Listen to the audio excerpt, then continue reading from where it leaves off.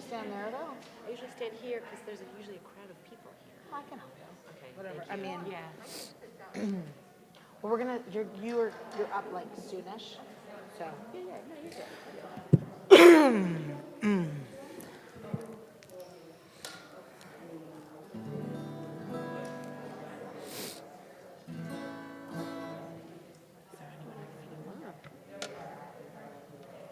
Did you let people in from the waiting room?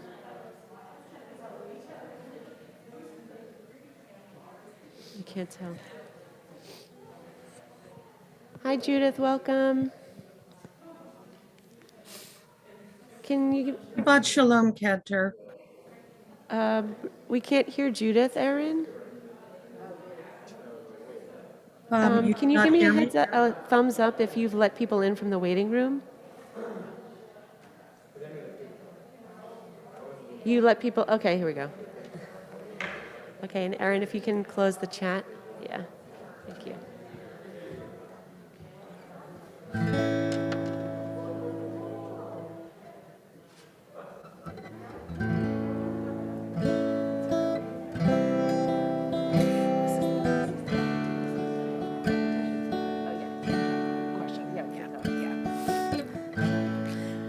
Shabbat Shalom, everyone.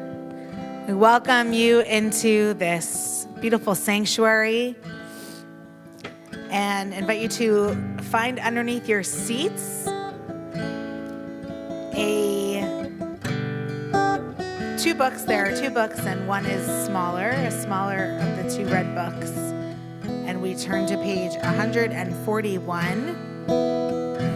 And if you're at home, there's a PDF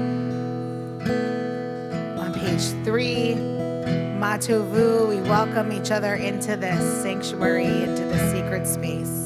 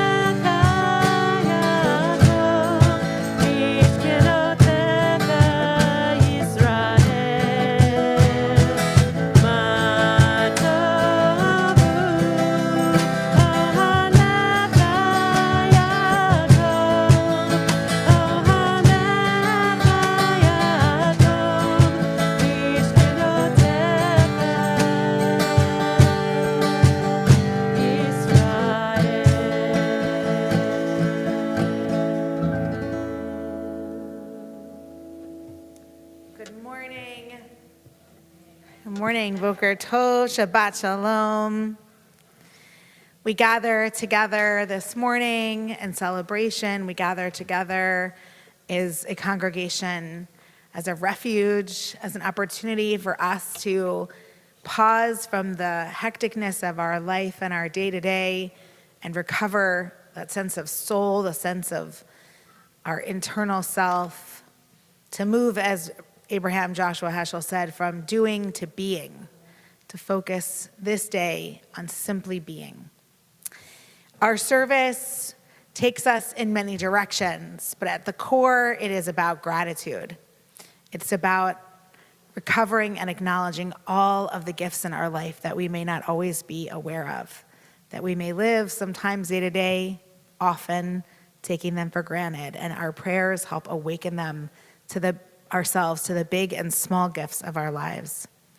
On page 152 and 153, or page 5 in the PDF for those at home, we invite Lizzie to come forward to lead us in the Birchot HaShachar, the morning blessings.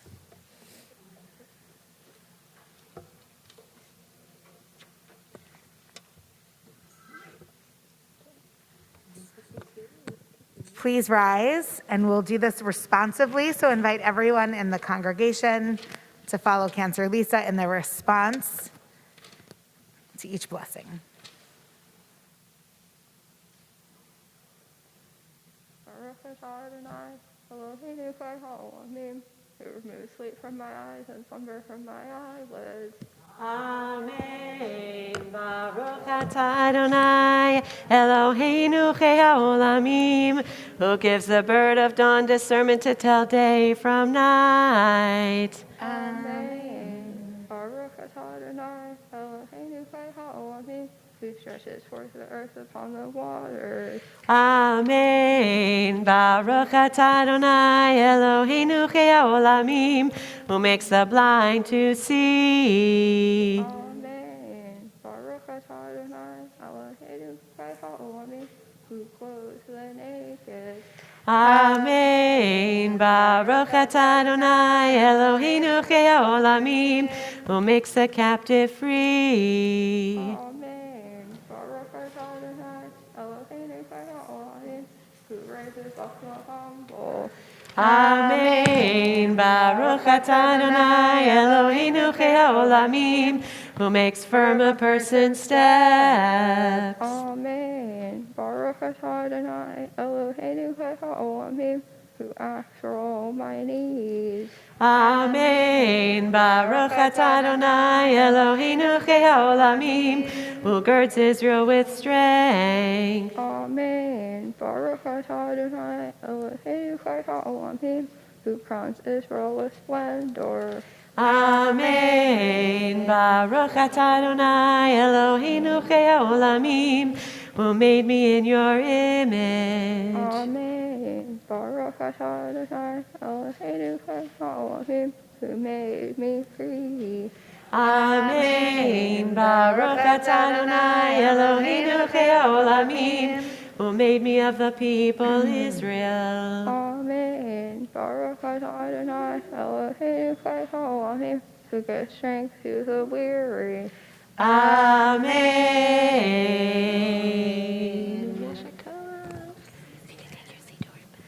You can be seated.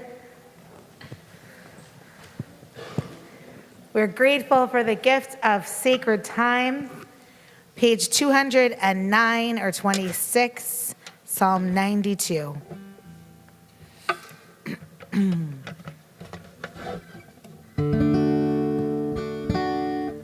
Mizmor shir yom HaShabbat, tov lehodot l'Adonai. Mizmor shir yom HaShabbat, tov lehodot l'Adonai.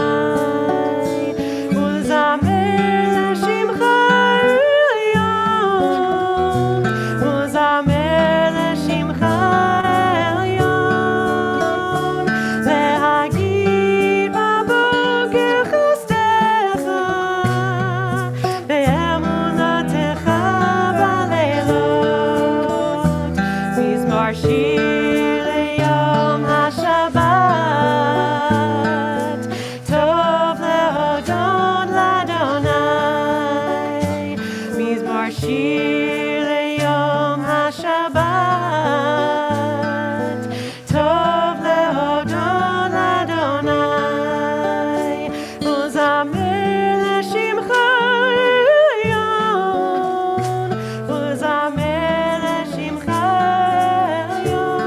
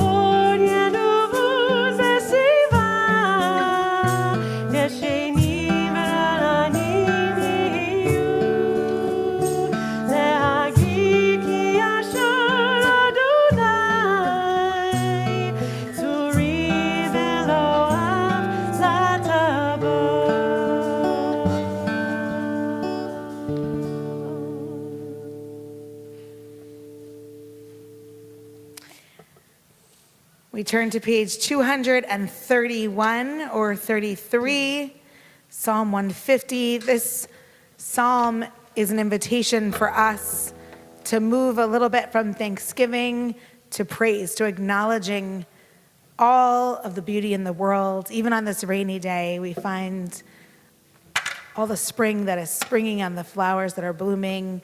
Invite us to say, Kol ha-neshama tahallel yah. Let every soul call out the words, call out praise, say hallelujah. What is it this morning that you are saying hallelujah for?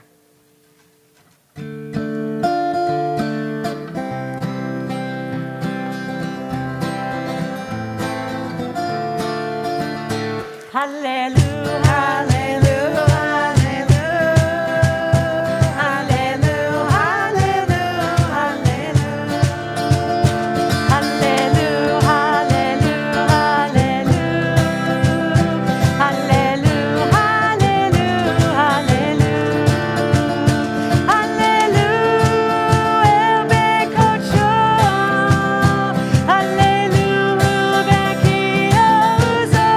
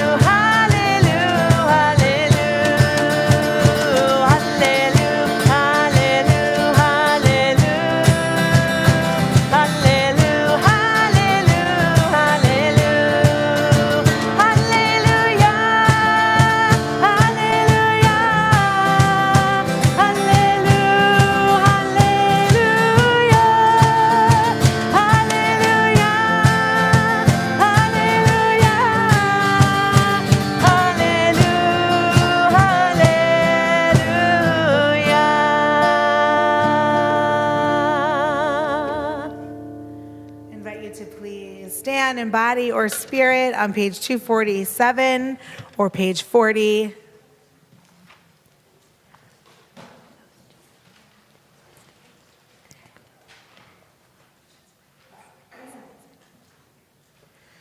Baruch hu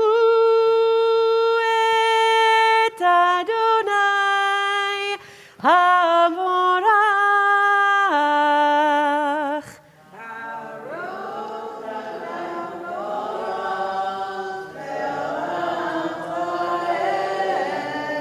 Baruch Adonai havorach leolam vaed.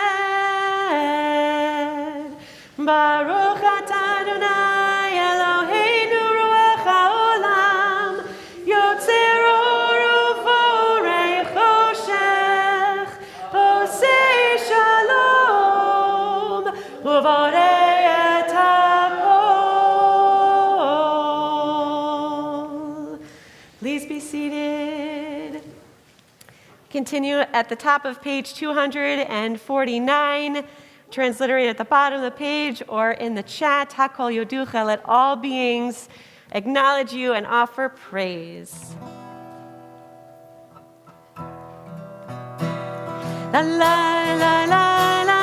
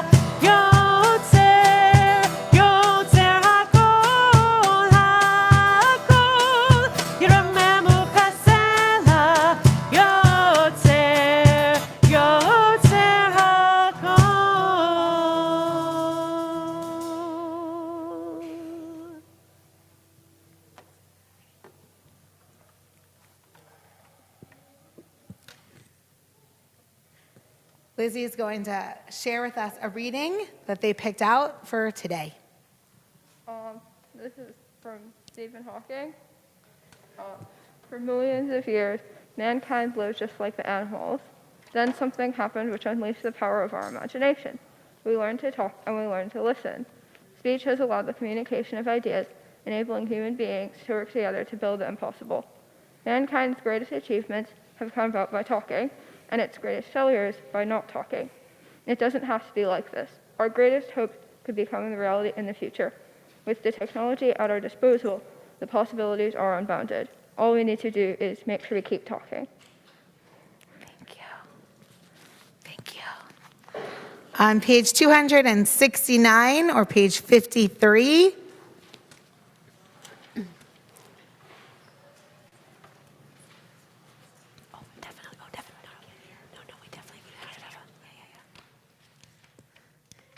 page 269, the bottom of the page, 53.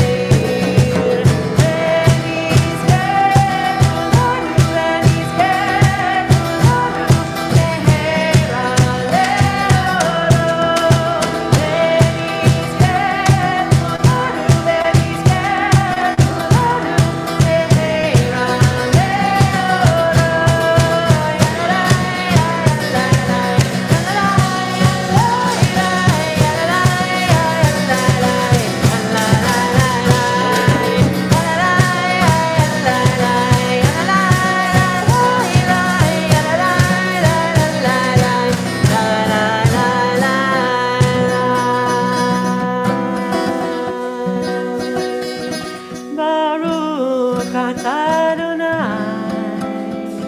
יוצר על מאוד.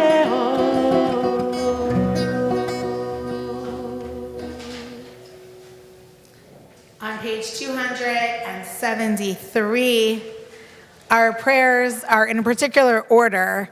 They start with awe of creation in this section, and then move to Torah, commandments, and love, making a connection between love and the commandments. And in this week's Torah portion, we see that connection very clearly.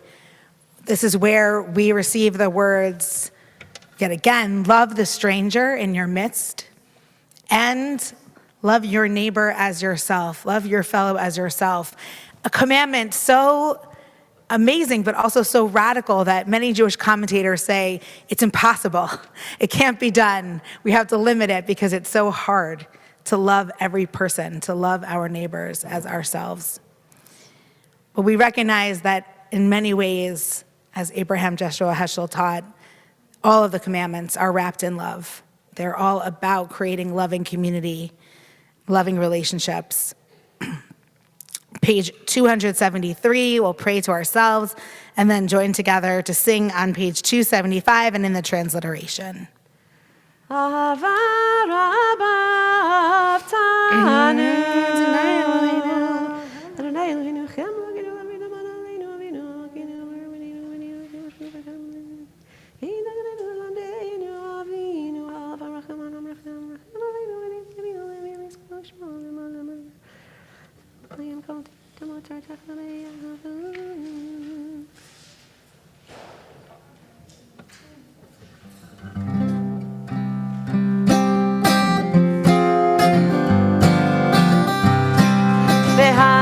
והערננו בתורתך, ודבק ליבנו במצוותיך, ויחי לבבינו, לאהבה וליראה את שמך. והערננו בתורתך, ודבק ליבנו במצוותיך,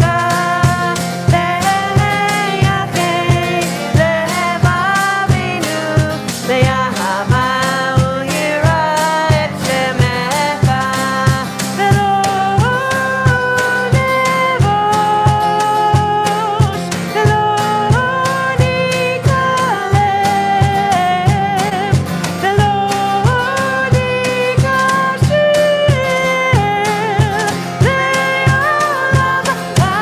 לעולם כי בשם קודשך הגדול והנורא בתתנו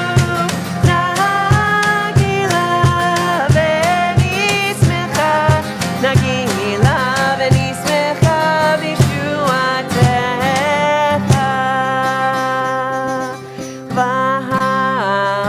והביאנו לשלום לארבע כנפות הארץ, ותוליכנו קוממיות לארצנו, ותוליכנו קוממיות לארצנו.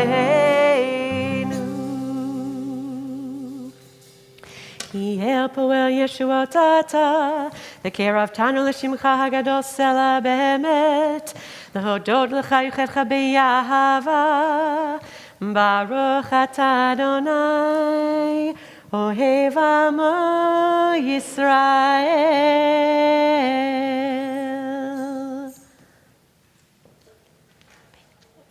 Page 277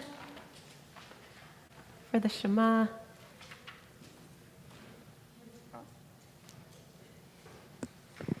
Shema Yisrael Adonai Eloheinu Adonai Echad.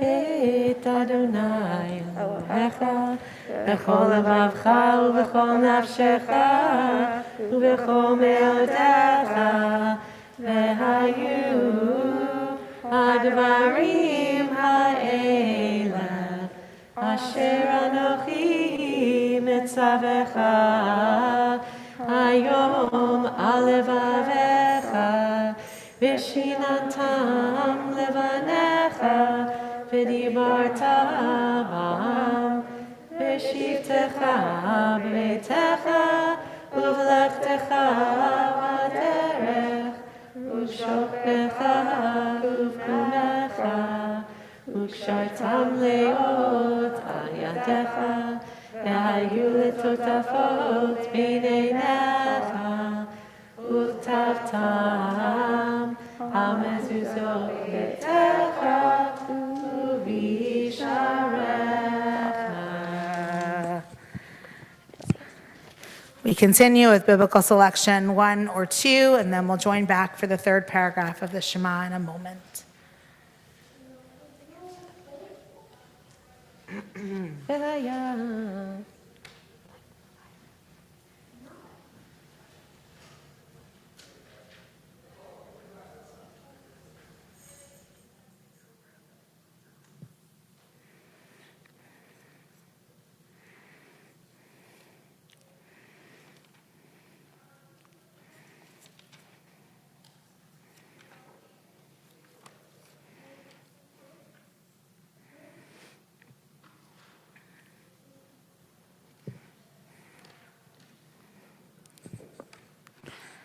Page 285.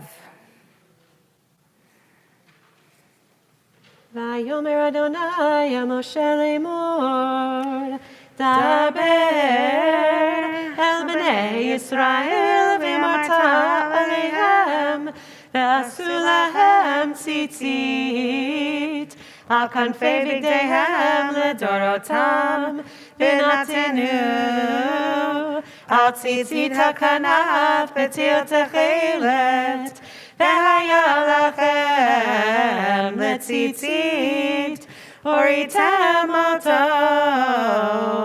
וזכרתם את כל מצוות אדוני, ועשיתם אותם, ולא תטורו אחרי לבבכם ואחרי עיניכם, אשר אתם זונים אחריהם.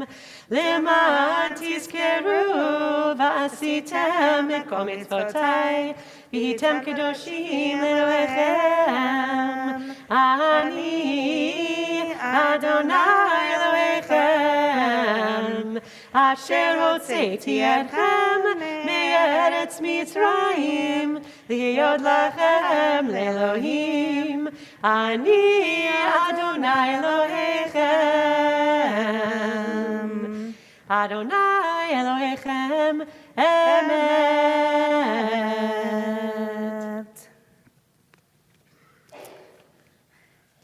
It's at this point in our service where our tradition invites us to say the words that our ancestors said as they crossed the sea, the words of triumph, of freedom, of acknowledging that we have gone from narrow place, at least to the beginning of freedom. But we are not taught to recite this as a sense of history, as a sense of the past, rather as an invitation to the present, to recognize and acknowledge that there are so many places in our world that are still broken, so many places where people are not free. And we sing these words not because they're triumphant and not because they're done, but because we know that singing them reminds us that freedom is possible, redemption is possible. Even if we might not see it in our own lifetime, it is still possible. And we sing to stir up our hope, which we desperately need right now, especially after the week that has passed. So invite us, everyone, to join with us in the Micha Mocha on page 291 as an invitation to hope for those moments where we get to cross the sea, and those where we have and those where we have not yet, those where we're on the journey and those where we're just getting started.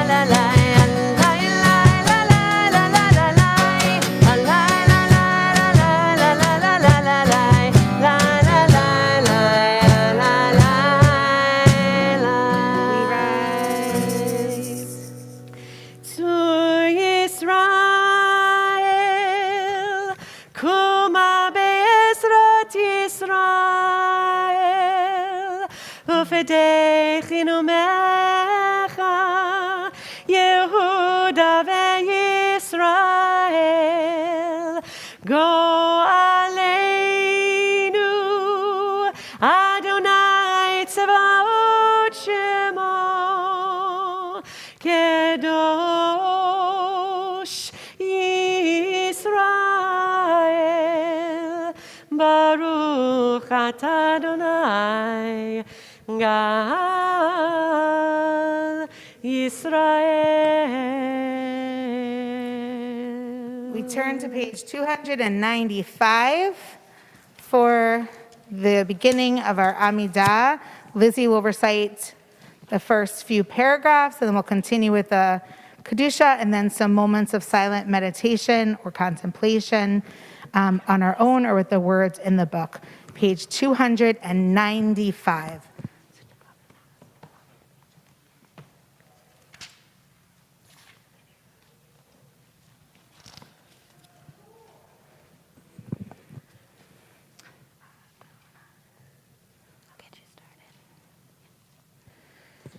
La la la la la la la la Adonai. La la la la la la la Svatai Tiftach. La la la la la la la la Yufi Yagid. Ufi Yagid Tehilatecha. La la la la la la la la Adonai. La la la la la la la Svatai Tiftach. La la la la la la la la Yufi Yagid. Ufi Yagid Tehilatecha.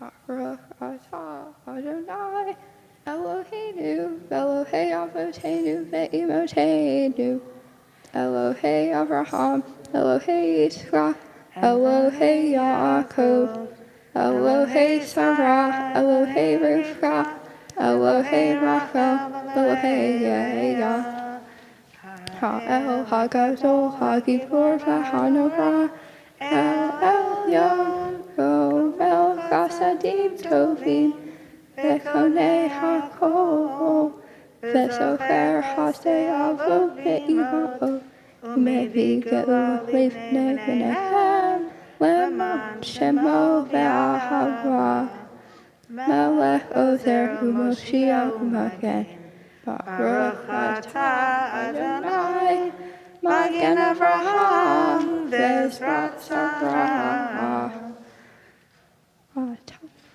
Hagibor le'olam Adonai, Ra'ach le'oshia, Mo'id ha'tal, Mechakel chayim b'chesed, Mechayir kol chai b'rachamim rabim, Tzomech noflim v'rofei cholim, U'matir asurim, U'mechayem emunato l'shenei afar. Micha mocha ba'al gehurot, U'mido melach, Melech meimid u'mechayeh, U'matmi'ah Yeshua. V'ne'eman atah l'chayot kol chai, Baruch atah Adonai, mechayeh kol chai. Page 303.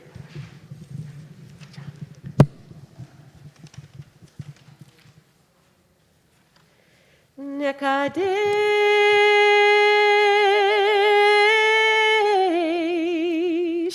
et shimcha ba'olam keshem shemakdishim oto b'shemei marom kakatuv v'yanaviyacha v'karazeh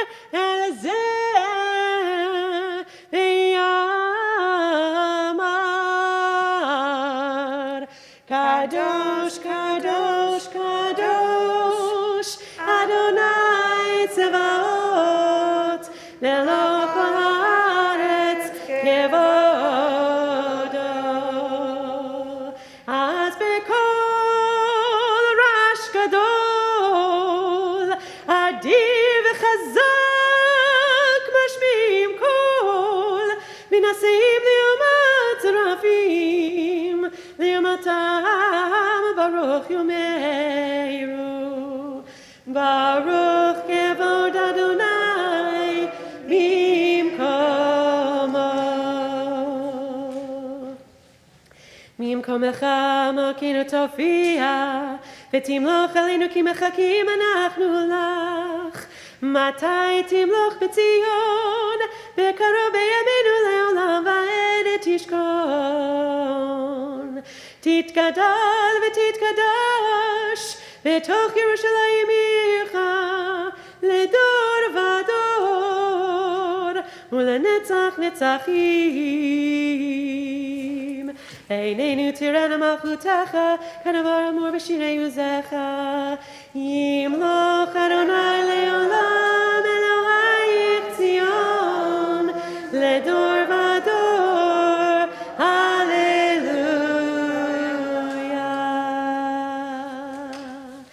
לדור ודור, נגיד גודלך.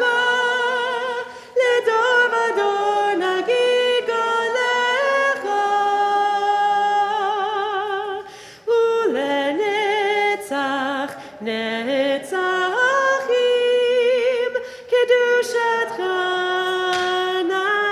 נקדיש, ושבחך אלוהינו, מפינו לא ימוש לעולם ועד, לדור ודור נגיד גודלך.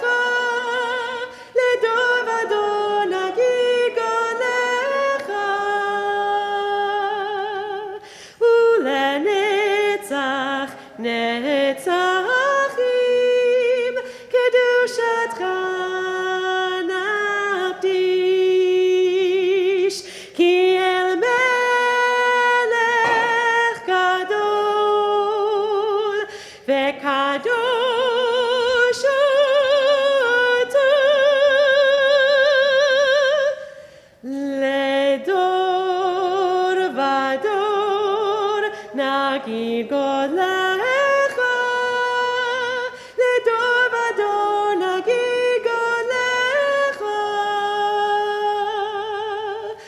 Baruch atah Adonai Ha'el HaKadosh.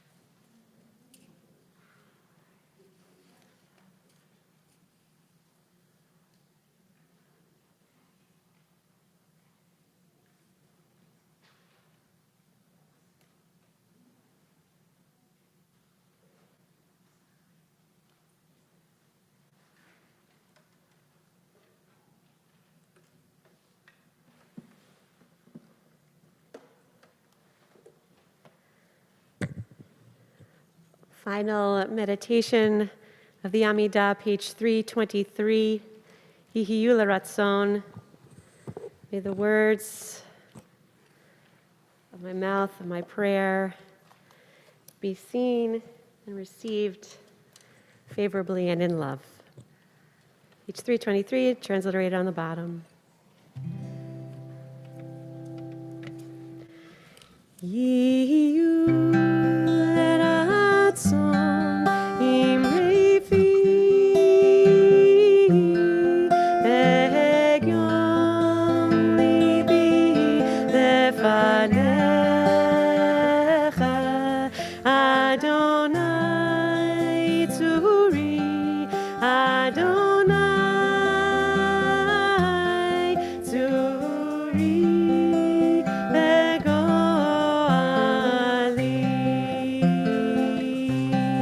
Yihiyu l'ratzon imrei fi ve'egyon libi lefanecha Adonai tzuri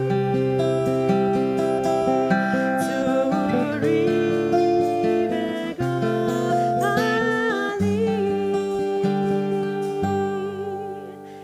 Yihiyu l'ratzon imrei fi ve'egyon libi lefanecha Adonai tzuri Adonai tzuri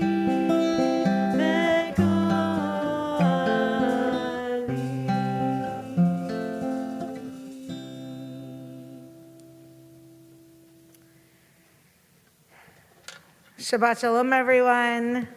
Let's invite you to turn to someone near you and offer greetings of Good Shabbat, Shabbat Shalom.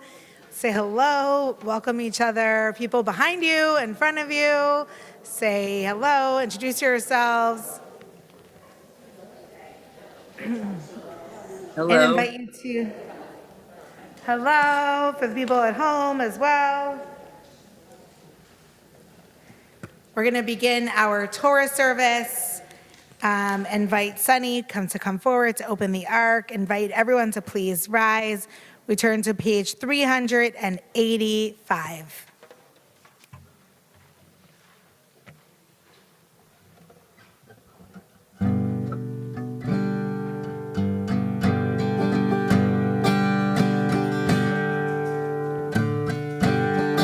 Vayhi rinsa Aaron vayomer Moshe Kuma Adonai veyafutzu oivecha veyadusu besanecha mipane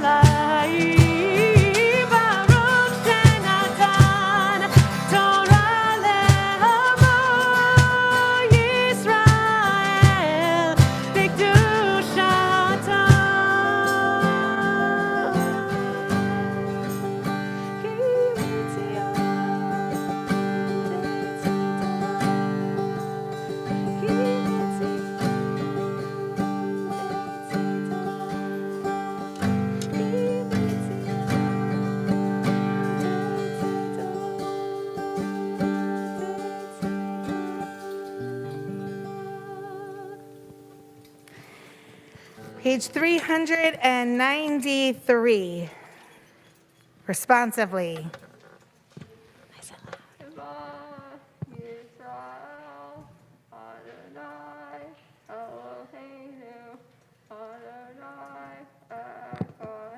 Shema Yisrael, Adonai Eloheinu, Adonai Echad. Shema Yisrael, Adonai Eloheinu, Adonai Echad. Echad Eloheinu, Gadol Adonai, Gadol Shemo. Echad Eloheinu, Gadol Adonenu, Kadosh Shemo. Gadol.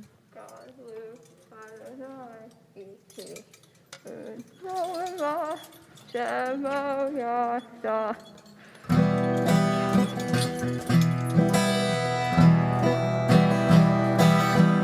Romemu Adonai Eloheinu, lehishtatavu leharkocho.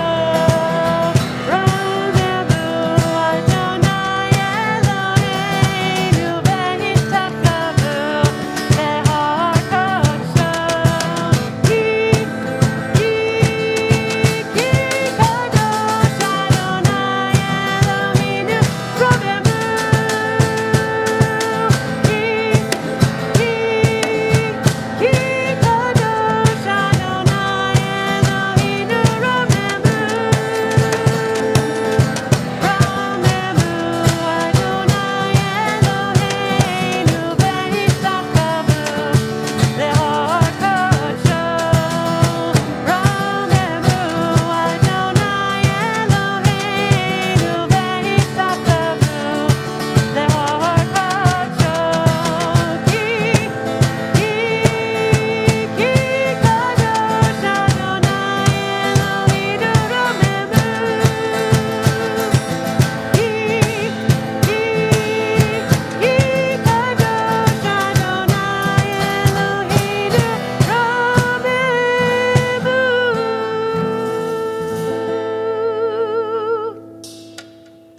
Can be seated.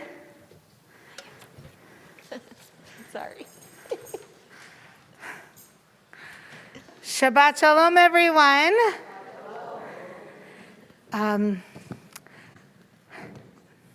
We are so excited to be celebrating Shabbat, but also Lizzie's Bar Mitzvah today. And as part of the Bar Mitzvah process, we study Torah together and discuss it and interpret it. And I know that what you're about to hear is going to be really important and really powerful. So I'm so excited to introduce Lizzie to share some words of Torah. Take your mask off.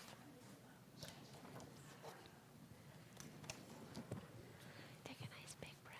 You'll be great. It's a great speech.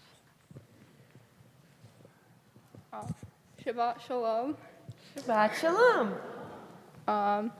The Torah portion we read today is Kedoshim, which is in the book of Leviticus. This section of the Torah is also called the Holiness Codes because it starts with the commandment from God to the people, "You shall be holy, for I, the Lord your God, am holy." Is this better? This Torah portion tells you what not to do, for example, not to hate your kinsfolk, and what to do, for example, to love your neighbor as yourself, in order to be holy or good people. One verse that caught my attention in this parsha was, "When you reap the harvest of your land, you shall not reap all the way to the edges of your field, or gather the gleanings of your harvest. You shall not pick the vineyard bare, or gather the fallen fruit of your vineyard. You shall leave them for the poor and the stranger." In other words, at that time, when farmers harvest their field, they should leave some extra crops and fruit for the people in their community who need it more than they do. Those people can come in and take what they need without having to ask permission and without drawing attention to themselves. This sounds good, but I'm not a farmer, and most of us today are not farmers. In Reconstructionist Judaism, we seek to apply ancient laws and traditions to today. Therefore, we should ask ourselves, How might we understand the commandment to leave the edges of the field unharvested for the poor to come and get what is left? How might we practice this today when we are not farmers? One obvious way is to consider the way we help the hungry and economically disadvantaged today. We should consider the ways in which we distribute food that enable a person to have dignity while they secure what they need. An example is a community refrigerator, where people give their gleanings and others take without drawing much attention to themselves.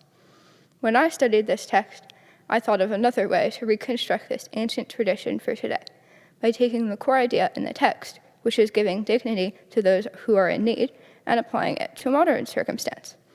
Leaving the corners of the fields today can be a model for creating communities and educational environments where people with different learning needs can get what they need without having to ask or be singled out for their differences. Currently, neurodiverse people, such as those with dyslexia, ADHD, and those on the autism spectrum, may have different needs that are not being met by a traditional educational environment.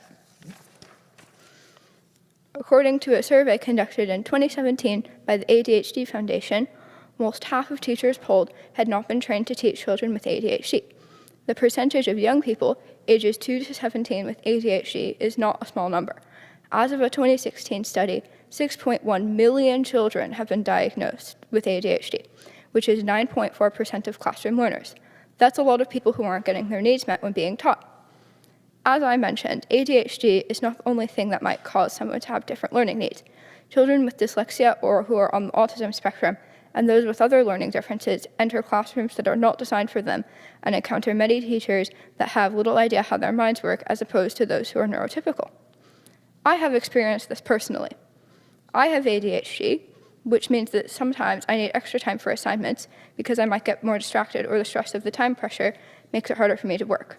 Sometimes I may need an extra moment to process what has been said to me and may need a direction to be repeated. Because my brain is really active, sometimes in a distracting way, it's helpful for me to have something to do with my hands that can enable me to find a positive outlet for the distraction. Drawing, making bracelets, or other positive ways to use my hands helps me focus in class. Unfortunately, some of my teachers don't understand this. They think that it is distracting me and not helping me focus, when in fact it's the opposite. I wish that more of my teachers had a better understanding of how ADHD works so that I do not always have to ask for what I need. Even with my official ADHD diagnosis, I still have to speak up and advocate for myself more than I think I should have to. As we learn in the Torah with the gleanings of the field, we should be creating communities where people who may be different get what they need with dignity and respect. What if classrooms were designed for both neurotypical and neurodiverse people? Notebooks would be given out freely for anyone who learns better through drawing, instead of having now to fight for them in the first place. Breaks would be given more freely for those who need them, instead of having to advocate for them yourself. Teachers would not cold call on students to prove that a student is listening. Teachers could also talk to every student about how they learn best instead of treating everyone the same. Some of these ideas might also benefit a person who is neurotypical.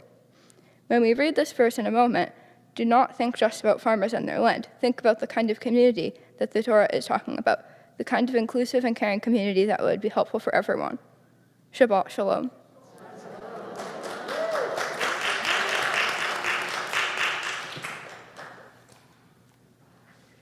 Yasher koach, Lizzie. Amazing. We're going to begin our Torah reading now. And if you find underneath your seats a larger red book, you can follow along with our Torah reading.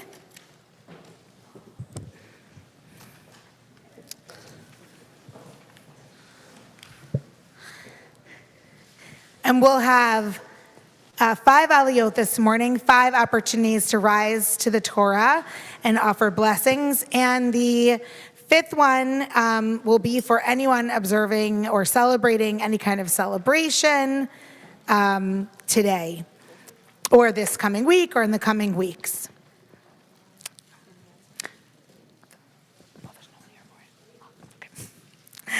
Page 696. Is that right?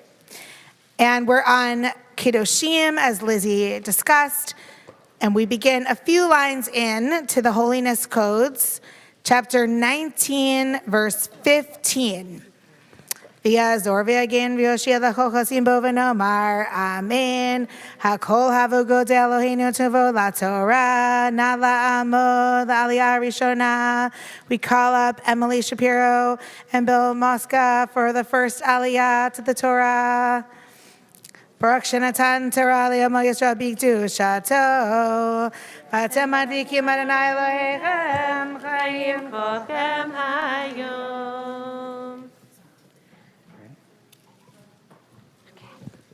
Baruch et Adonai Hamvorach. Baruch Adonai Hamvorach leolam va'ed. Baruch Adonai Hamvorach leolam va'ed.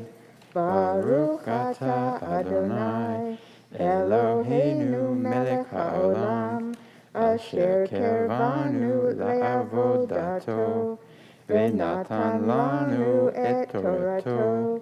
Baruch atah Adonai noten haTorah. Amen. So, remember lo ta'asu right there. Lo ta'asu avel b'mishpat. Lo tisah h'nei dal. V'lo tehdar h'nei gadol. V'tzedek tifot amitecha. Lo telech rachil ve'amecha. Lo ta'od al dan ra'echa. Ani Adonai. Lo tisna es achicha. Yilvecha hocheya. Hocheach es amitecha. V'lo tisah alav chei. Lo tikom v'lo titor. Es b'nei amecha ve'havta v'reacha kamocha ani Adonai.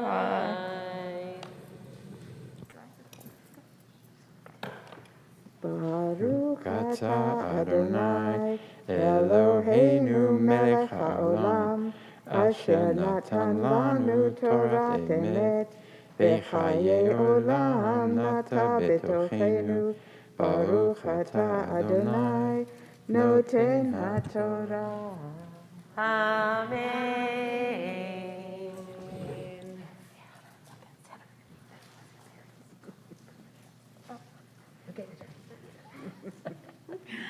It's my honor.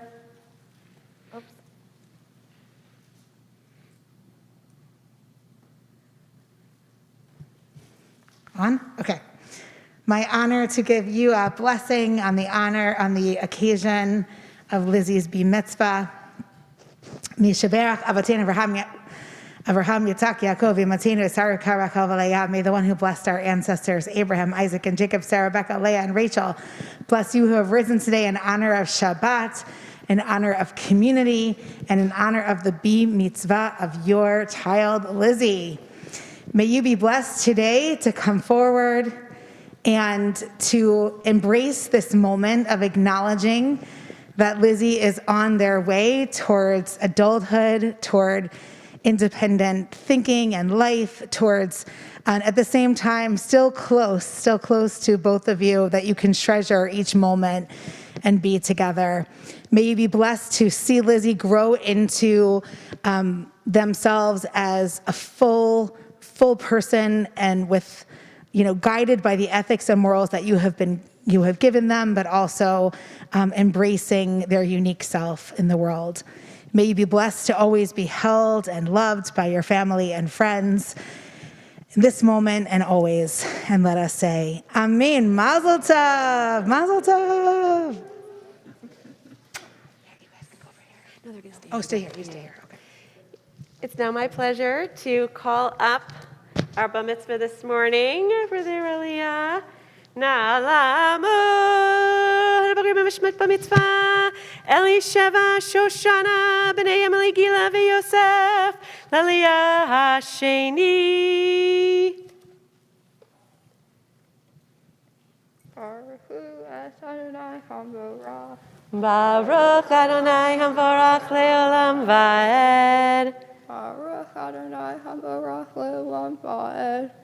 Baruch atah Adonai Eloheinu melech haolam asher kirvanu la'avodato v'natan banu Et et Torato. Torato.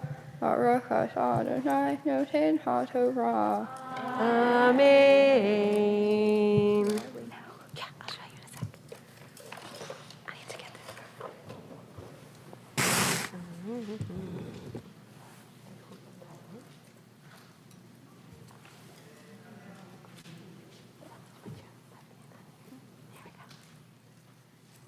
Es Ukotah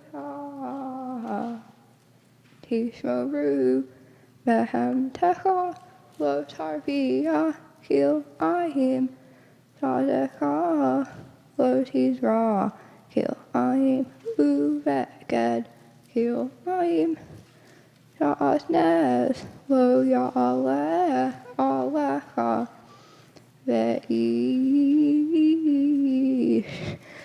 Amki Ishav Et Isha Shifazera Vehevi Shifat Necheret Le'i Bohu Vehovte Lo Nifdata Bohu Shah Lo Nitama. What's my song? Likore Hiheya Lo You Tu Kilo Pasha Vehevi Es Ashamo Wadonai El Peta Ohel Moed El Asham.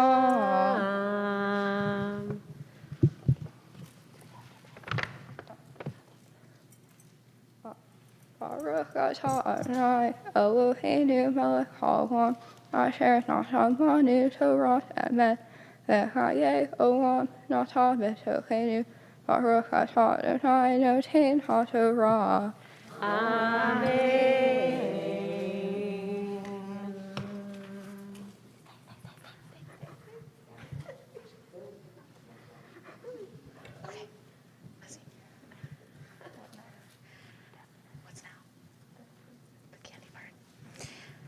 Not yet.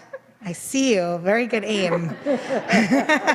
Just give me a second. So we're going to offer a blessing to Lizzie on their bar mitzvah.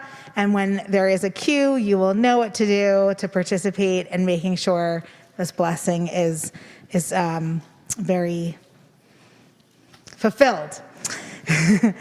Mi shaberach avoteinu Abraham Yitzchak v'Yaakov v'imoteinu Sarivka Leah v'Rachel. May the one who blessed our ancestors Abraham, Isaac, and Jacob, Sarah, Rebecca, Leah, and Rachel, bless you, Elisha, Shoshana, Mibait, Emily, Gila, Yosef, Lizzie, who has risen this morning in honor of holiness, in honor of Torah, in honor of their bar mitzvah. Today, Lizzie, you stand among the many generations of the Jewish people who have come to the Torah before you.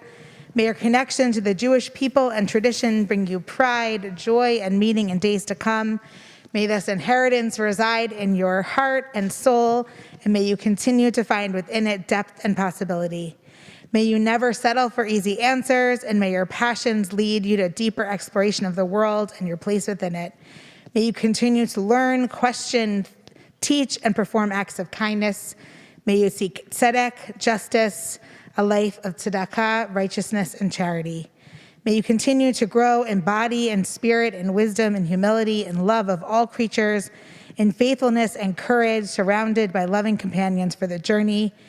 And may all of your days be filled with sweetness. And let us say amen. Simin tov and mazel tov and mazel tov. Seventh graders on my right. That's really Simin hard. tov and mazel tov and mazel tov and simin tov and mazel tov and mazel tov and simin tov. Yehelanu.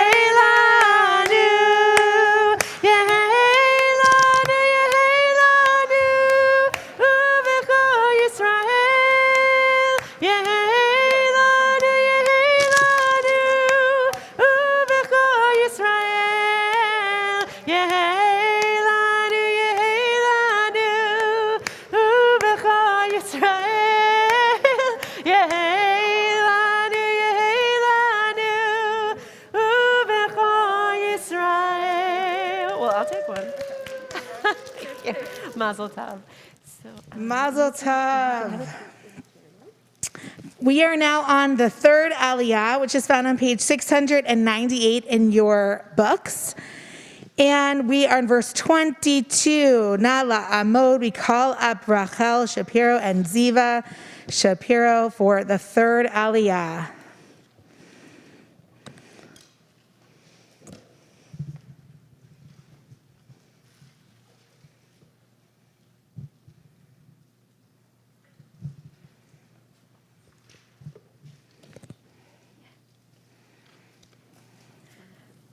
Baruch hu et Adonai Hamvorach.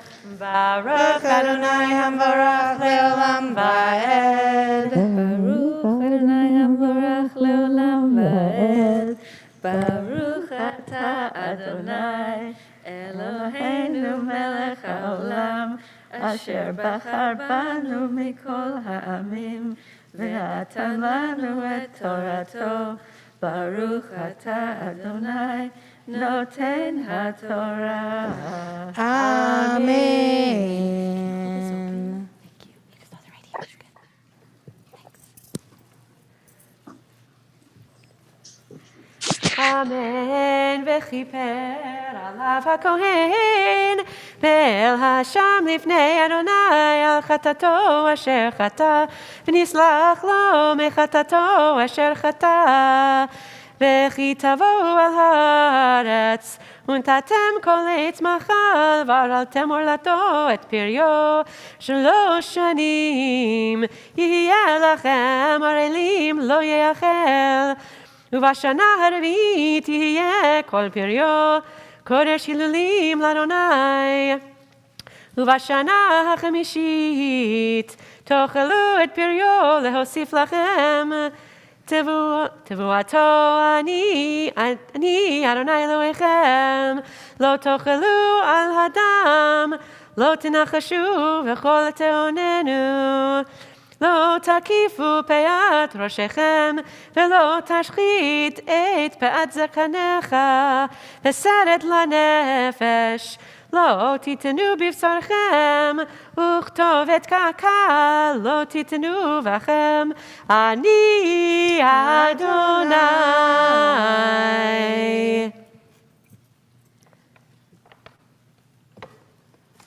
ברוך אתה אדוני אלוהינו מלך העולם, אשר נתן לנו תורת אמת, וחיי עולם נתן בתוכנו. ברוך אתה אדוני נותן התורה. Amen. Mazel tov. Congratulations. You go back to your seats. No, you go back. Wait. Is it healing? Yeah.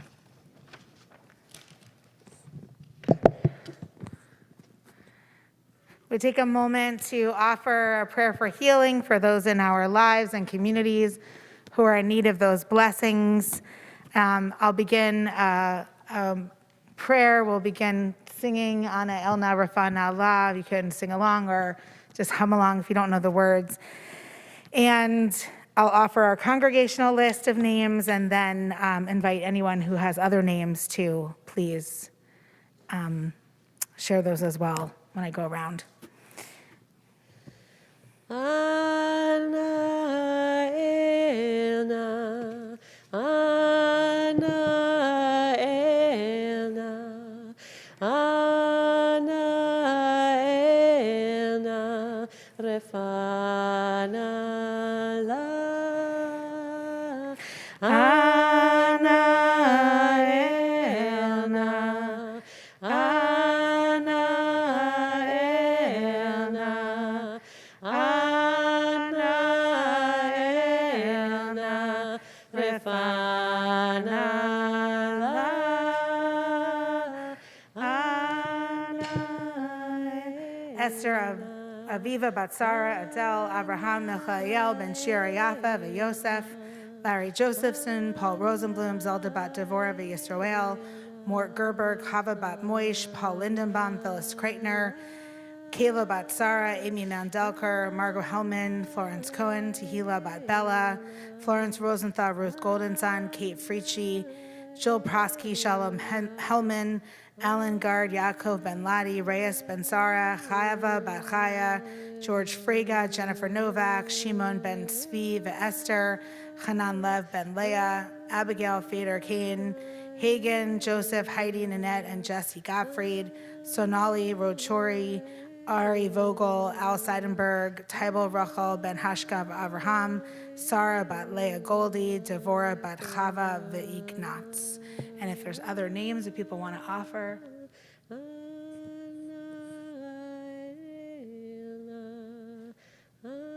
Bill Hampton.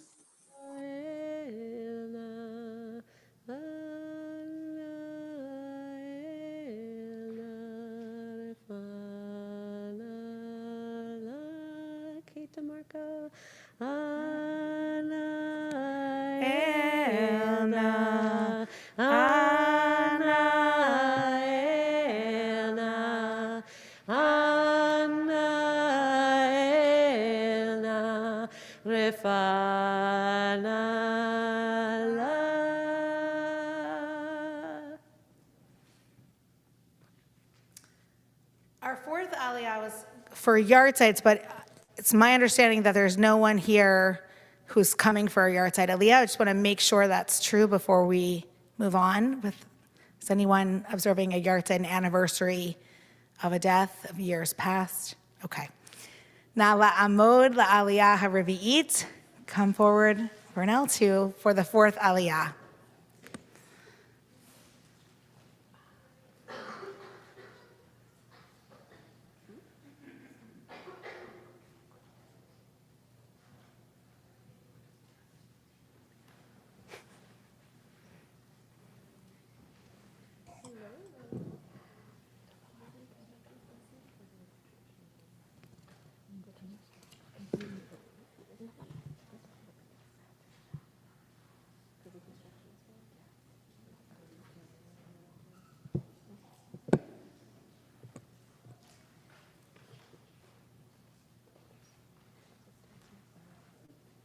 Baruch atah Adonai Hamborah Baruch Adonai Hamborach Leolam Vaed. Baruch atah Adonai Eloheinu melech haolam asher kivanu levet todato v'natan lanu et torato. Baruch atah Adonai noten haTorah. Can you hold this open? Thank you. Okay. Amen. Al techalel et bitecha lahazonta. We're on verse 29. Velotizne haaretz umala haaretz zima. Et Shabbatotai tishmaru mikdashi tirau ani Adonai. Al tifnu el haavot vil hayidonim.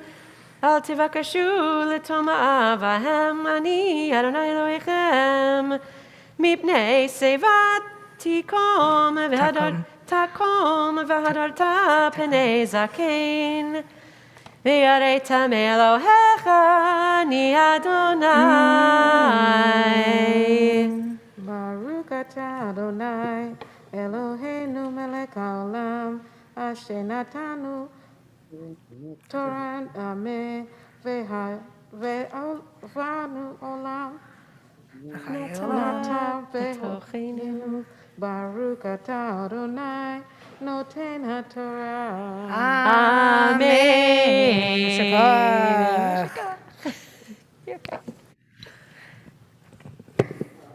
Shkoach. For the fifth aliyah, we call Nala Amod anyone who is celebrating anything of any kind besides a bar mitzvah today. If anyone wants to come forward, or I know of our Tish leader. Anyone have any other birthday or celebration? Okay. Large or small, anything. Yes. Great. Yes. Okay. And in the larger book, we're on page 700, verse 33. Did you want to kiss it? Ready? Yeah. Do you want to kiss the Torah? Right there.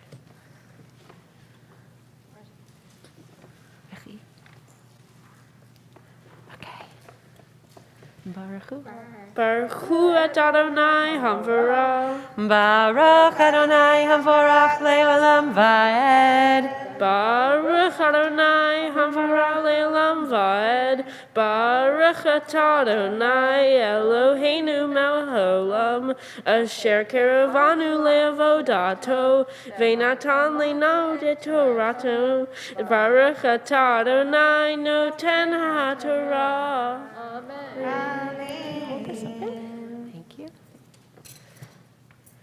Amen. V'chi yagor itzacha ger be'artzachem. Lo tonu oto kezrach mikem yeh lachem. Hager hagar itzachem. Ve'havta lo kamocha ki gerim heitem. Be'eretz Mitzrayim ani Adonai Elohechem. Lo tasu avel b'mishpat, b'midah, b'mishkal, v'mesura. Moznei tzedek avnei tzedek. Efa tzedek ve'hin tzedek yeh lechem. Ani Adonai Elohechem asher hotzeiti etchem be'eretz Mitzrayim. ושמרתם את כל חוקותיי ואת כל משפטיי, ועשיתם אותם, אני אדוני.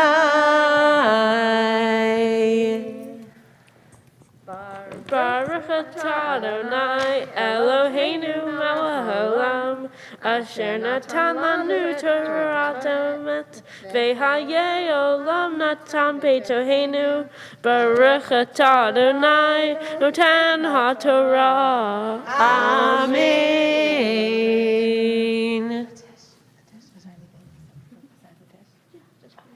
Gratitude for being able to do this. And what is? I somehow did well in Spanish. Okay, amazing. What is, The half house. oh, okay, great. So we have many diverse, special moments right now, including Phyllis being grateful for being able to lead this morning's Tish, to be able to continue to learn and to teach. And just a hint that in October, we're going to have more learning and teaching as Phyllis becomes an adult bar mitzvah on that date later on. And so Yesher Koach on that, and wonderful that you are able to continue to have strength and fortitude and brilliance and all of those wonderful things to help lead us in learning. Jonah did really well in math, or did surprisingly well in math, in Spanish, not surprising in math, surprising in Spanish. So amazing job, Jonah. And another academic milestone, Ariel, who's our 7th grade teacher and also the daughter of my colleague, just finished her master's degree. Woo! Amazing. The Spanish is definitely at the top of the order, right? But we're so glad that you get to celebrate. And Jonah, just months after your bar mitzvah, that you feel comfortable coming up and being part of this ritual spontaneously brings me a lot of joy. So thank you for coming up. So for all these milestones, let's do a little mazel tovs.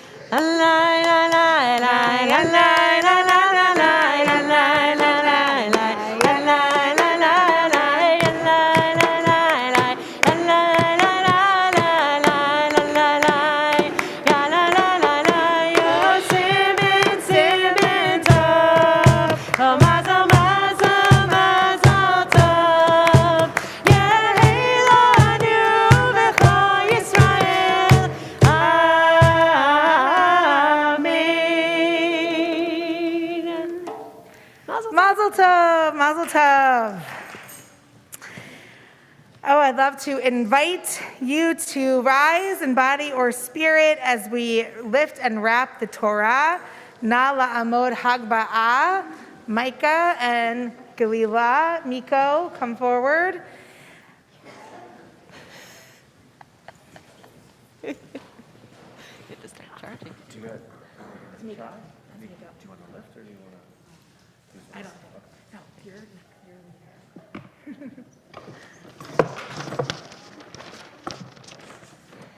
Vezot HaTorah asher sam Moshe lifnei bnei Yisrael al pi Adonai beyad Moshe.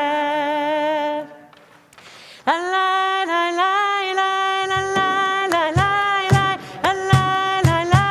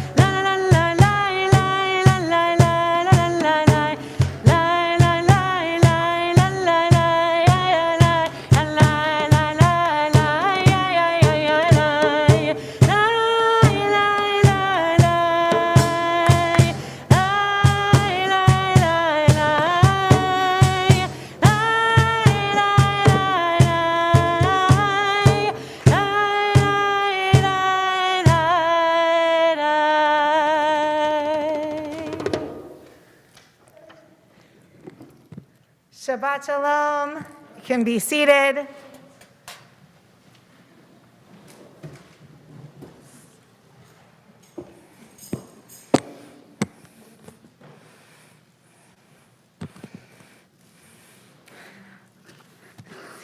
Erin, I'm wondering, our tech person, if we could, there we go. Okay, thank you.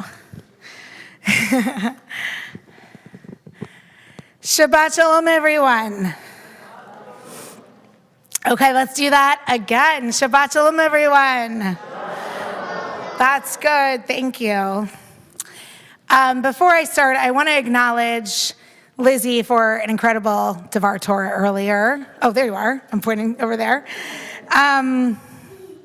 Really, really beautiful and inspiring. Thank you. Kiddoshim tihiyu.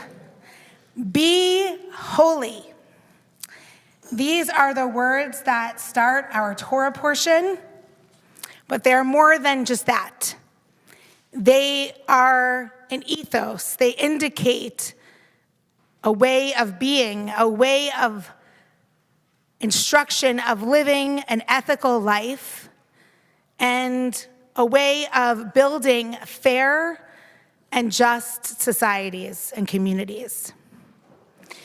And in the verses of Torah that follow, some of which we read sort of in the middle of this section, we find some of the most ennobling and uplifting, aspirational verses in the Torah.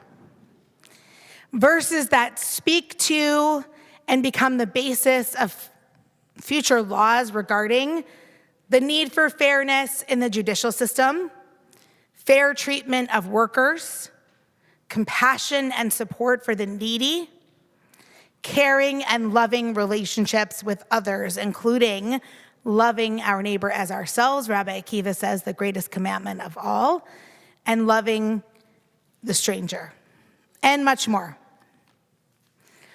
But for today, and I think it's ultimately connected, but for today, I want to look a little closely at the very beginning lines of the holiness codes.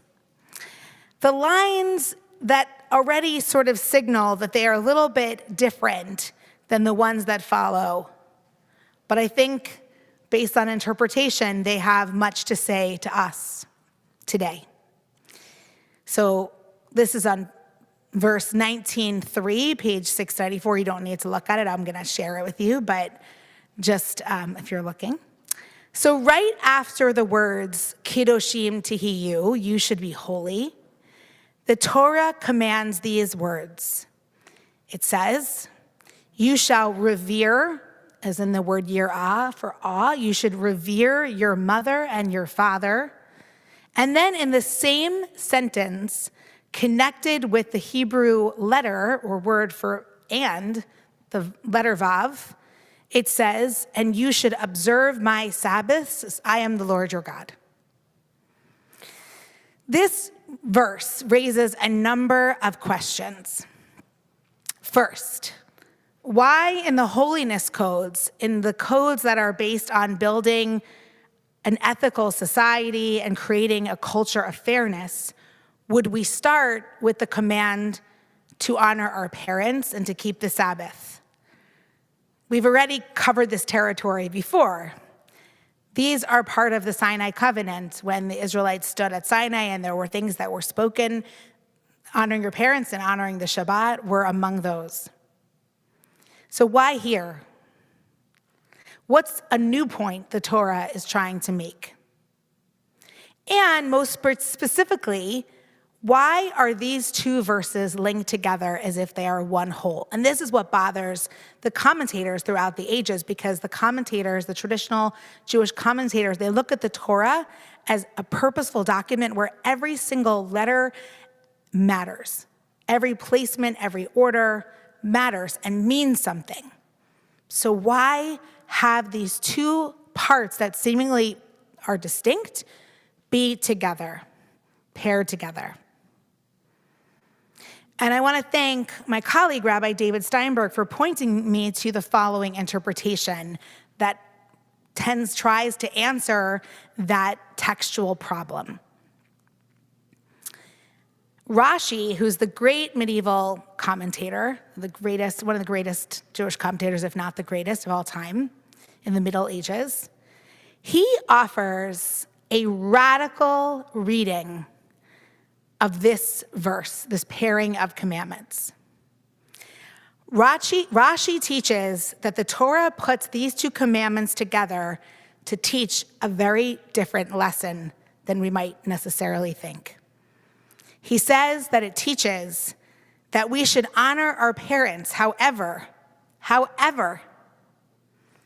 the vav becomes also sometimes a but. However, but, if your parents teach you to do something that is against your values, like desecrating the Sabbath, you are not obligated to listen to them. In fact, he says, in that case, do not follow them. I am the Lord your God. You answer to a higher calling. So, let's take a moment to consider how radical of a teaching this is. Instead of teaching that this commandment to honor our parents is there to reinforce that idea, Rashi reads the opposite, saying there are limits to one's reverence and obedience. That ultimately we have to answer to a higher power, as it were, and that disobedience for the sake of a higher ethical, moral, or spiritual order is not only accepted, but is actually required. And he says it's not just for the Sabbath, but any other command like that. If your parents tell you to do something that is against the commandments, you don't have to obey them. So Rashi's interpretation, I think, has a lot to teach us. I mean, first, those of us who are parents or those of us who have parented, it's pretty different to hear that our job is not simply to teach our children what to think and what to do, but rather to give them the tools to think critically and find their own voices. And that if they decide to go a different way, perhaps even disobey based on their own moral grounds, this is not a failure of parenting. Rather, it is a success. This is a helpful reminder of all the parents of teens in the room, of which I am one. But I think that Rashi's commentary has even further reaching implications. It reveals and it teaches a worldview that favors critical thinking over blind obedience. One that believes there is a higher moral order to which we are obligated, whether it is about Shabbat or loving the stranger. We answer to those ethics and the divine that inspires the ethics more than to any human being.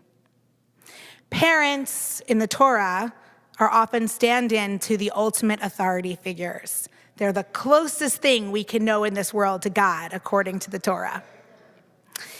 And so I think it is very easy to apply Rashi's commentary to well beyond the parent-child relationship. This, in my mind, is also about questioning of authority writ large, about remembering the human limits of authority, and remembering that we have to strive to always do the right thing, despite what those who hold positions of power and authority over us think. Remember that Rashi said, if your parent, or perhaps we could add another authority figure, tells you to do something that is against your moral and spiritual ethics, you must not follow it. Do not listen. This is not optional. It's a commandment itself, it seems, to follow our own beliefs and our ideals, even against those we are supposed to revere. And going back to those opening words, Kiddushim Tihiyu, be holy, we understand that part of being holy means disagreeing with the status quo. And recognizing that when the status quo does not match our values, we should not listen. I feel like this is a quintessentially Jewish teaching. And I sort of want to go and spread this wisdom all over. We have this reflected in the story of the midwives in our tradition. In Exodus, during this story of liberation, we hear about midwives who disobey Pharaoh. And the truth is, they are not successful. They don't really get anything done, and Pharaoh goes on to the next thing. But our tradition decides to keep that story in and highlight it because it's teaching that valuable lesson that we shouldn't listen to authority when it's not moral, and there are times to disobey. We have this in Abraham arguing to God on behalf of Sodom and Gomorrah. Again, not successful, but yet argument, challenging the ultimate authority, the divine authority. And this is a thread throughout our tradition that even comes to us today. It was very powerful to read and think about this interpretation this week when so many of us are gutted and scared and upset or whatever you're feeling after we learned of a leaked document by the Supreme Court that Roe will not likely be the law of the land much longer. And I do not assume uniformity of belief around abortion rights or anything in this community, but I do think it is important to note that our tradition, as I've spoken about, always sides on the side of a mother and the life of the mother over a potential life. And the reality is that if Roe is overturned, this is going to put girls' and women's lives into danger and will disproportionately impact rural women and poor women and women of color. And here we are in Kiddushim, where we're all about building a society of equality, letting the gleanings go, judging fairly, making sure we don't judge against the poor or the rich. And it's a tough time. It's a tough time. But the interpretation of this, of Rashi, and where I think it naturally takes us, on the holiness of disagreement and the importance of disobeying authority, remind me of how important it is in this moment to keep to my intentions. And it also reminds me of one of the greatest dissenters in all of Jewish history, Ruth Bader Ginsburg. Ruth Bader Ginsburg famously said, "I dissent." And many of us have coffee mugs and t-shirts and all the things to represent the "I dissent." Ruth Bader Ginsburg also said, "The greatest threat to democracy is an inert people." The greatest threat to democracy is an inert people. A people not willing to do anything, not willing to stand up. So the challenge for me this week and every week is to remember that it is not only a good thing to think for ourselves, but that it is holy work. It is a manifestation of living in a right relationship with the divine, to stand up against authority when we need to speak up and to refuse to obey and to say, "I dissent." And we can do that in so many different ways.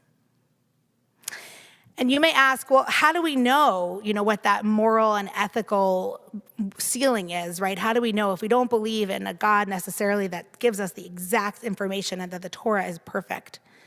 But I think we can go back to the ethos of Kiddushim, this ethos which is about fairness, equity, caring, community, loving the stranger, and recognizing that anything that subverts those goals is something that is worth standing up against, worth dissenting, and worth disobeying to stand up for. In the coming weeks, in the coming months to come, we will have many opportunities to stay alert, to think critically, and to challenge what needs to be challenged in order to be a holy people. May it be so, and let us say amen.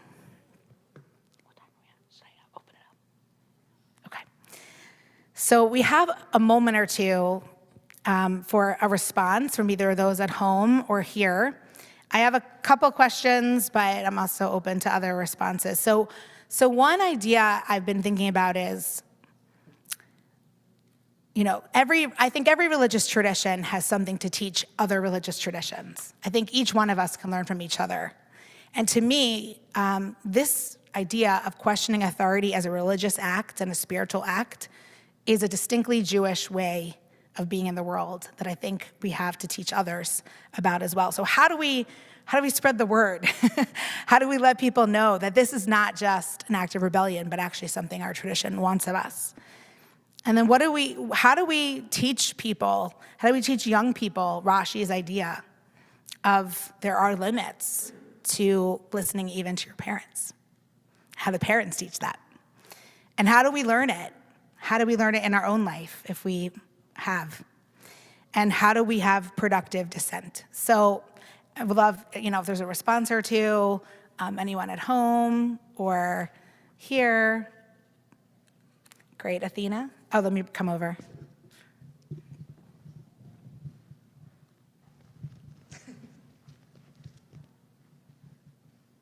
So it's interesting because when I read this, to me initially, not focused on Rashi's comment, but to me, the reason that these are here to start Kiddushim is to show you how important this whole section is. It's like, remember those 10 commandments that were really important? Here's a little reminder, and we're going to keep going. But one of the things that struck me, including with the news of the week, is that here you have to honor your mother and father as opposed to your father and mother. And so the fact that these are switched and it validates and raises up females to the same level as males is another piece as we walk into the past of this week and going forward, that mothers are just as important as the fathers they're with. Yes. Beautiful, beautiful, great. Lizzie, this is in response to you. So I think you make an interesting point about how I think definitely your teacher should let you like fidget or something. That seems like a pretty obvious solution. Sorry. But what I would ask is, do you think that if there are kids who have learning needs that would be more disruptive and say, like, not necessarily disruptive, but it would maybe like to distract the other people, do you think that there should be a separate classroom, or not a separate classroom, or separate schools or something like that? Do you think people should be separated? Or do you think as you point out, like neurotypical and neurodivergent students should be taught together, but more should be done while they are together to accommodate the neurodivergent people's needs, and then just have the neurotypical people attempt to like ignore it, be like, I am not, even if they are a little distracted, like it's what we need to do to support everyone. So I'm just asking. So that's an awesome question for going back to Lizzie, the two teachings today. So we're going to put a pin in that, okay? Now, I know this is an odd thing to pose, especially in our Jewish community, but I think we need to stress when we're sharing to the world and sharing to our community that it's not just a religious thing, as though we do learn this from religion. It's just an ethicality thing. It's morality, it's like looking at what's right and fighting for what's right. And I know that a lot of people who are anti-abortion and anti-choice are saying that it is their religious belief. And so I think we need to stress it's not just religion, it's not just that, it's what we fight for and what we believe is right as human beings. I have two responses to Jonah's point, which I think is really important. One is, I think specifically because so many people are claiming that abortion should be abolished based on religion, that having a religion that does not follow those beliefs, does not agree with that worldview, like you can have disagreements about the details, but fundamentally, there is no Jewish idea that the life of the mother is ever not more important than the life of the potential life. So it's so important that as Jews, we speak out and say, no, you can't say this in the name of religion because my religion does not support that, right? And then we're living in all of a sudden in a hegemonic Christian country versus that's not representing my beliefs, right? If we're truly a religiously pluralistic society, there has to be room for my beliefs too. So that's to the first part. And then you're right, in terms of being human, I agree. When I say it's a Jewish idea, that's something that we can teach and offer to humanity because not everyone has a religion that encourages them to question and to disobey. That's just not the way it is. So to say, hey, that's actually can be a religious ideal. But yes, it should be, I think, for everyone. Absolutely. Okay, Gail, keep it in the family. So I have a question, like January 6th is disobeying, so how does that fit into this? Right, so that's a great question. And I think that that's the scary part of religion and fundamentalism, right? And we have to acknowledge that, and thankfully there's less of that in our tradition, although it does exist. What I mentioned earlier was going back to the text today, the core values of holiness that are in our commandments and are emphasized here are pay wages at the time that you work. Don't judge someone who's poor differently than you judge someone who's not. Love your neighbor as yourself. Don't hate your kinsman, et cetera. Reap, like Lizzie talked about, the corners of the field, make sure that the needy are cared for. Those are the values that I think our tradition is holding up and saying, that's what Rashi's saying. There are things to disobey. It's those core ideas. And Shabbat is one of them, but it could also be ethical ideas too. And we're not just making up ethics. We have a whole tradition in Torah that talks about those ethics. And anything that's going to harm another person, like going into a capital and defacing property and national monuments and threatening lives of humans, is clearly antithetical to the holiness codes, right? And to these ideas that we're talking about today. But it is a really important question, I think. Okay, great. I think Diana and Caitlin, and then I'm interested in when we can have that conversation with Sunny and Lizzie too, but I don't know if that will happen right now. Actually, what I would want to say, Rabbi, was very much what you just mentioned, because to me, the core, the essence of this particular parasha are verses 16 to 18 about not standing aside while your brother's blood is shed. You know, you don't necessarily have to take that literally, but I think that's the absolute core. And you don't do the final sentence of loving your fellow. So those do transcend everything else. But on the question of what you were talking about a little earlier, about transmitting values and about discussing them with people who disagree with you, whether it's within your own community or whether it's without. One of the other horrors of this week, of the many, is what's been going on in Israel and the violence between internally within Israel or between Jewish and non-Jewish people there. And I think that, to me, this is the sort of thing that we really, really, really, really, as Jews, need to speak out about. However we can do it, whatever means we can do it, we really need to, because that's a horror to me in terms of Jewish peoplehood. And on the last thing, the issue on abortion, it's extremely complex. I think it's important to understand that this decision, or this potential decision, is not about abortion itself. It is about a constitutional issue, which is incredibly important. And I think before the communications can take place, and before people really understand what this court is doing, and whether this court should exist in the way that it does, because of its impact on life in this country and internationally as well, by the way, that is the question. And that is what people have to discuss. And that is what children should learn in school. And that is what we should learn in our community. Then we can be clearer about the substance of the issue, of the abortion issue, as opposed to the mechanical, because they cloud the issue. It is so important. And I think it's a shame that we are not able to discuss it in that sense. From what I'm understanding, what you're saying, if I'm getting you correctly, it's recognizing what's going on constitutionally also in some ways should scare us a little more, because this is not just Roe. It opens up the door for an amazing amount of things that have been ruled through privacy, through the rule of privacy, including gay marriage, including interracial marriage, including many, many, many, many things. So it is really important to understand that framework. Thank you. Okay, Caitlin, and then we're going to wrap it up. Yeah. In response to the question that was asked about what distinguishes, our disobedience in terms of, ethical and moral disobedience and something like January 6th, I think it's helpful to understand what reactionary responses are. And reactionary responses is when somebody is intentionally opposing political and social liberalization or reform in an attempt to push for conservative traditionalism. And that was what January 6th was about. January 6th was about trying to push for this idea that the United States should return back to this antiquated view that may or may not have ever existed, but was very much entrenched in the idea that the Confederation was the way that things should go, and that minorities should be essentially taking a superseded position to whoever holds whiteness in the United States. It was very much entrenched into white supremacy. So that is extremely reactionary. Standing up for things like reproductive rights, that is not reactionary. That is not a return to the status quo. And if we look in history, even recent history, that has been a bitter and entrenched battle. Even for women to be able to get tubal ligations or birth control pills, that is not an easy decision for women to be able to get their doctor to agree to, even 20, 30 years ago, independently.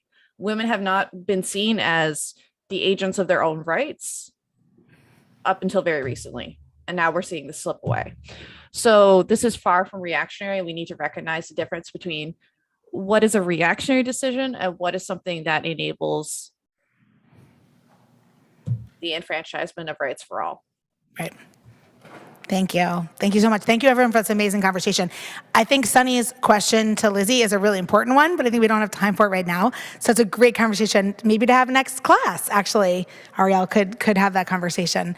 And I think that what you've done, Lizzie, is also open that conversation for us of how we're gonna build community, not just educational community, but our community in a way that is gonna honor and meet all those needs and people who are there. So I'm gonna end with another RBG quote, which I think speaks to what we're talking about and also about the importance of dissent, whether or not we succeed. She says, "Dissent speaks to a future age. It is not simply, my colleagues are wrong and I would do this way, But the greatest dissents do become court opinions, and gradually over time, their views become the dominant view. So that's the dissenter's hope, that we are writing not for today, but for tomorrow. Shabbat Shalom, everyone. I'm going to invite Jonah Halaban to come forward and offer a prayer for our country.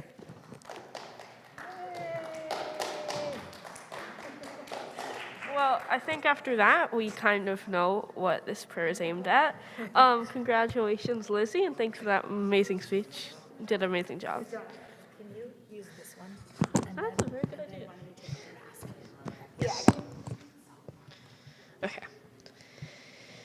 May we be strong and have courage, to be bold in our action and deep in our compassion, to discern when we must listen and when we must act, to uproot bigotry, intolerance, misogyny, racism, discrimination, and violence in all of its forms, to celebrate the many faces of God reflected in the wondrous diversity of humanity, to welcome the stranger and the immigrant, and to honor the gifts of those who seek refuge and possibility here. As they have since this nation was born, let justice well up like waters and righteousness like a mighty stream. Thank you. Amen, amen, amen. Lizzie, can you? So encouraging. Lizzie, can you come forward as we're going to invite everyone to please rise. Invite Milo to come forward.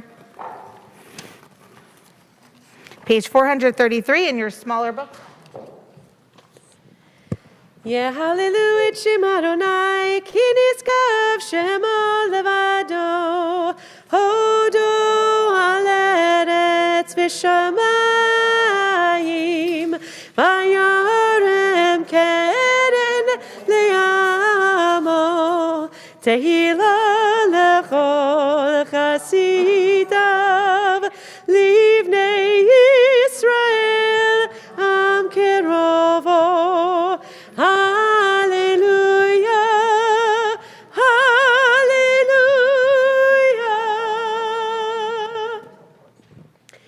Page 441, in the middle of the Hebrew and transliteration. Etz chaim hi, lama chazikim ba.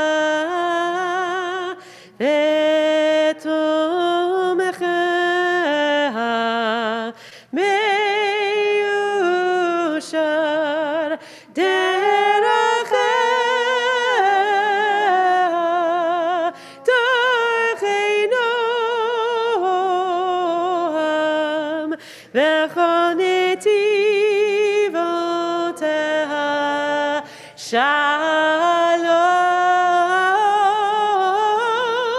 Hashivenu Adonai, Elecha v'nashuva, Chadesh yameinu,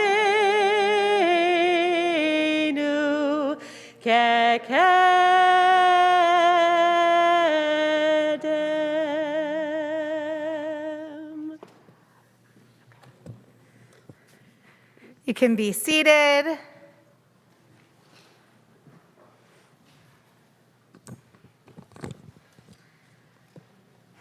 want to invite everyone to join with me with the words of the Shehachianu, the words of prayer for sacred moments, or an amen at the end if you don't know the words. Baruch atah Adonai Eloheinu melech haolam shehachianu v'kiyamanu v'higianu l'zman hazeh.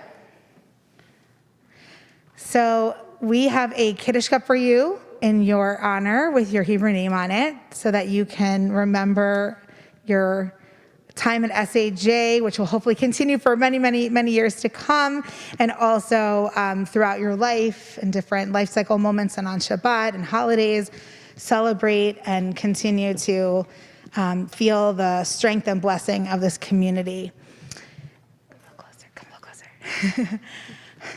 So Lizzie, we just talked about, and I just talked about in the Devar Torah about this idea of there being limits to reverence to your parents, and I'm not necessarily suggesting that every day, but I do think it's a really wise teaching to remember that this moment of bar mitzvah, this is sort of the moment in Judaism where we say, you are becoming responsible for yourself and your actions. You get to decide for yourself how you want to live your life.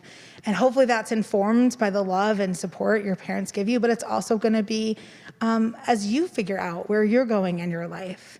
And so I wish you strength and blessing to continue to question and think and evolve and find your full, truest self.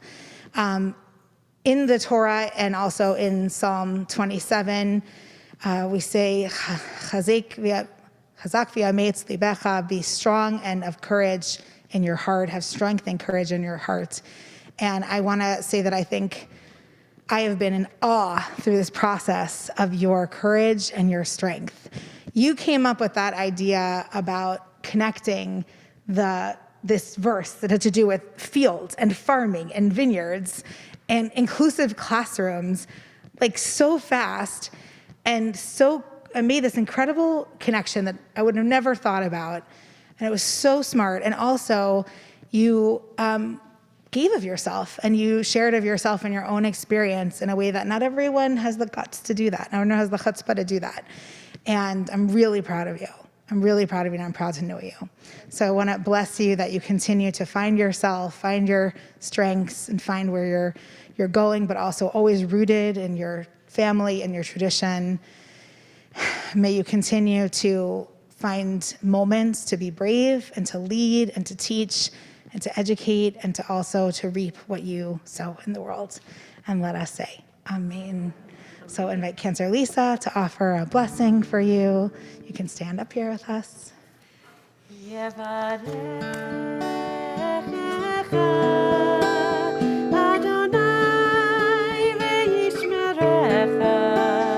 Can you hear that song?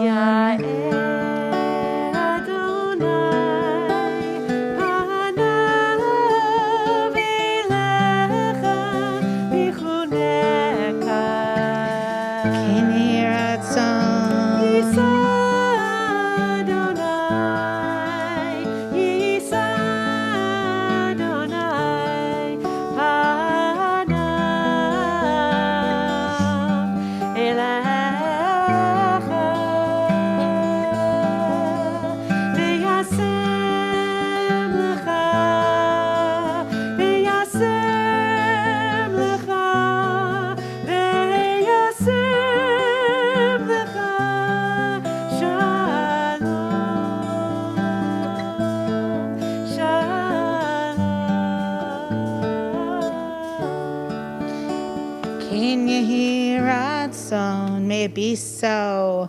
Please rise on page 445 or 110 if you're at home for the Aleinu.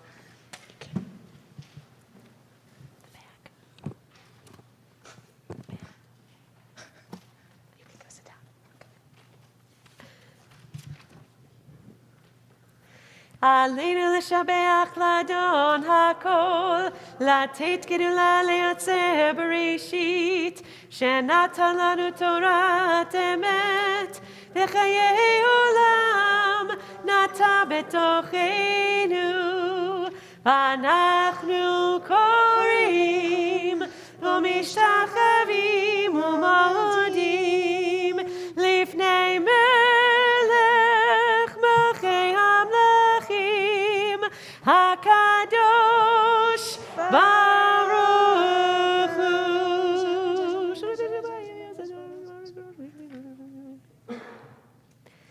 Last three lines on 449 in the Hebrew and transliteration. ככתוב בתורתך אדוני ימלוך לעולם ועד ונאמר והיה אדוני למלך על כל הארץ ביום ההוא ביום ההוא יהיה אדוני אחד ושמו ושמו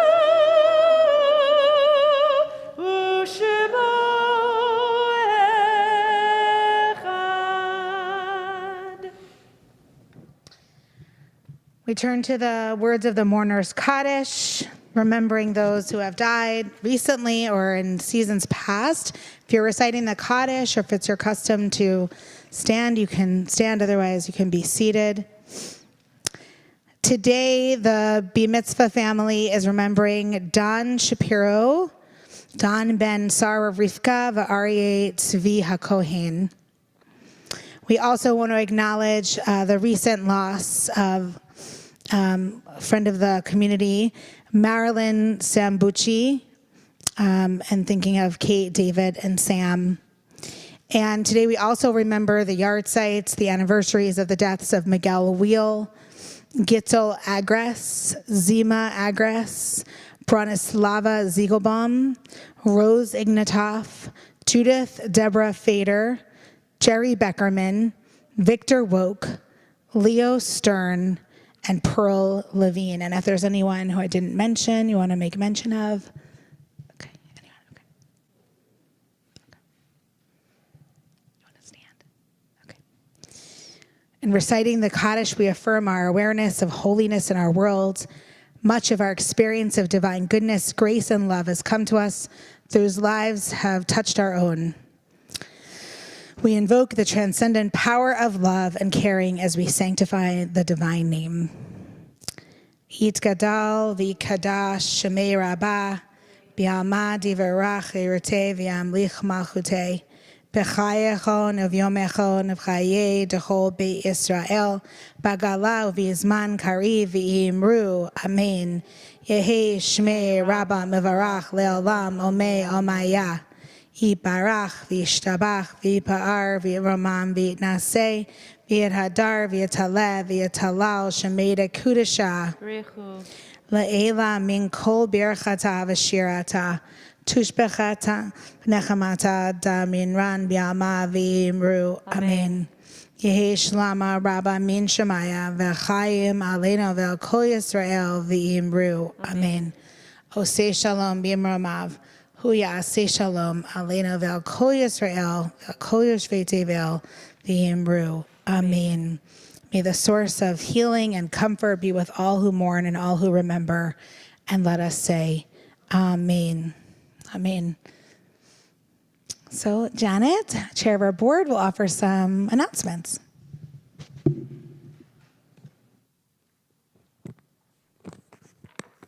Shabbat Shalom, everyone. It is so wonderful to see everybody with us today. Thank you first to Phyllis Palm for leading the Tish this morning, and to Lizzie Shapiro-Maska for laning so beautifully and for such an extraordinary Devar Torah. I want to be part of a continued conversation about it. Mazel tov to Lizzie and to the whole Shapiro-Maska family. Tomorrow night, the book discussion group will talk about antiquities and other stories by Cynthia Ozick. Contact Nancy Ludmer if you're interested in joining, and please feel free to join even if you haven't come before. On Monday evening, Rabbinic intern Noah's Zoom class continues. It's Counting the Omer, Learning from the Torah of Our Lives. On Tuesday, May 10th, join SOJAC both in person and on Zoom for Students for Justice internship program, training the future leaders in the fight for voting rights. Hear from Claire Ullman, who is an SAJ congregant, about the response to voter suppression, COVID, and the critical midterm elections. Next Saturday at 1 p.m., we have another special 100th anniversary program. It is Judith Kaplan Eisenstein's musical legacy, an illustrated conversation. We'll cover Judith's professional life as a Jewish educator and a musicologist, how Reconstructionist thought influenced her musical undertakings, and hear musical examples. The conversation will be led by Rabbi Liz Bolton and with Miriam Eisenstein, Rabbi Bob Gluck, and our cantor Lisa Arbiter. The registration link for that should be in the chat, and it's also in the newsletter. On May 18th, Rabbinic intern Noah will lead a Reclaim the Vote phone banking session. It will be from 6 to 8 p.m. on Zoom. You can register through the email that you got yesterday, and you'll be getting another one on Monday about it too. So we hope to see you there. Please join us upstairs once services are over for a celebratory Kiddush sponsored by the Shapiro Muska families. There's also grab and go in the lobby if you prefer. Have a wonderful week, everyone, and Shabbat Shalom.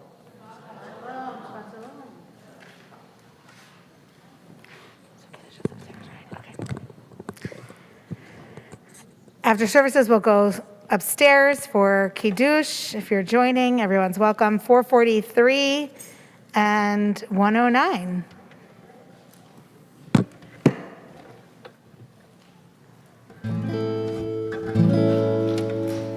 Ein Keloheinu, Ein Kadoneinu, Ein Kemokeinu, Ein Kemoshienu, Ein Keloheinu, Ein Kadoneinu, Ein Kemokeinu, Ein Kemoshienu, Mi Keloheinu, Mi Kadoneinu, Mi Kemokeinu, Mi Kemoshienu, Ein Keloheinu, Ein Kadoneinu, Ein Kemokeinu, Ein Kemoshienu, Nodel Eloheinu, Nodel Adoneinu, Nodel Emokeinu, Nodel Moshienu, Ein Keloheinu, Ein Kadoneinu, Ein Kemokeinu, Ein Kemoshienu, Baruch Eloheinu, Baruch Adoneinu, Baruch Mokeinu, Baruch Moshienu, Ein Keloheinu, Ein Kadoneinu, Ein Kemokeinu, Ein Kemoshienu, Atahu Eloheinu, Atahu Adoneinu, Atahu Mokeinu, Atahu Moshienu,